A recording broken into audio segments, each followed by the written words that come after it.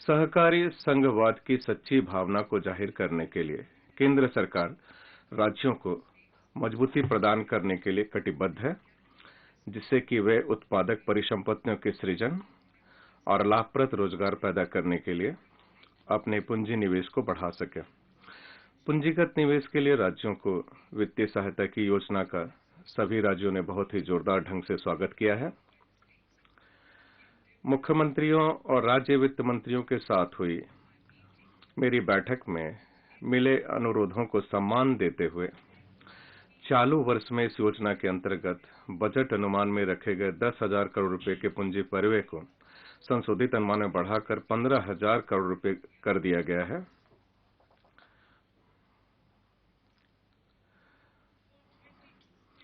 वर्ष 2022-23 के लिए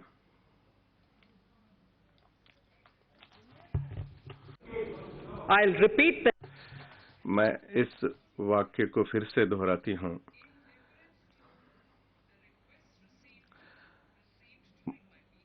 मुख्यमंत्रियों और राज्य वित्त मंत्रियों के साथ हुई मेरी बैठक में मिले अनुरोधों को सम्मान देते हुए चालू वर्ष में योजना के अंतर्गत बजट अनुमान में रखे गए 10,000 करोड़ रुपए के पूंजी परिव्यय को संशोधित अनुमान में बढ़ाकर 15,000 करोड़ रुपए कर दिया गया है।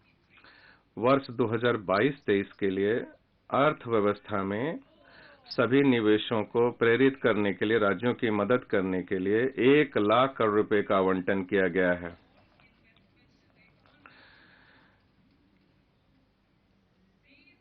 ये 50 वर्षीय ब्याज मुक्त ऋण राज्यों को दिए जाने वाले सामान्य कर्ज के अलावा हैं।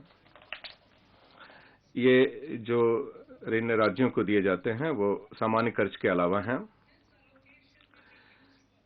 इस प्रकार के आवंटन का प्रयोग पीएम गति शक्ति से जुड़े निवेशों और राज्यों के अन्य उत्पाद परक पूंजी निवेश में किया जाएगा।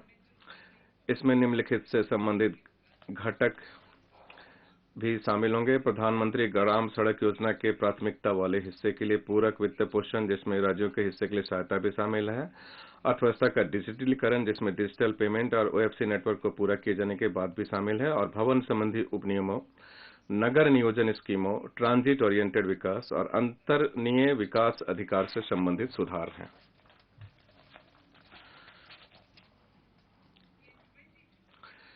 वर्ष 2022-23 में 15वें वित्त आयोग की सिफारिशों के अनुसार राज्यों को जीएसडीपी के 4% तक के राजकोषीय घाटे की अनुमति होगी, जिसमें से 0.5% विद्युत क्षेत्र सुधार से संबंधित होंगे। इसके लिए शर्तों को पहले ही 2021-22 में बता दिया गया है। राजकोषीय प्रबंधन बजट अनुमान 2021-22 में दिखाए गए 34.83 लाख करोड़ रुपए के कुल व्यय के एवज में संशोधित अनुमान 37.70 लाख करोड़ रुपए कर रखा गया है। पूंजीगत व्यय का संशोधित अनुमान 6.03 लाख करोड़ रुपए का है। इसमें एयर इंडिया की बकाया गारंटी शुदा देनदारियां और इसकी अन्य विविध प्रतिबद्धताओं को पूरा करने के लिए 91,971 करोड़ रुपए की राशि भी शामिल है।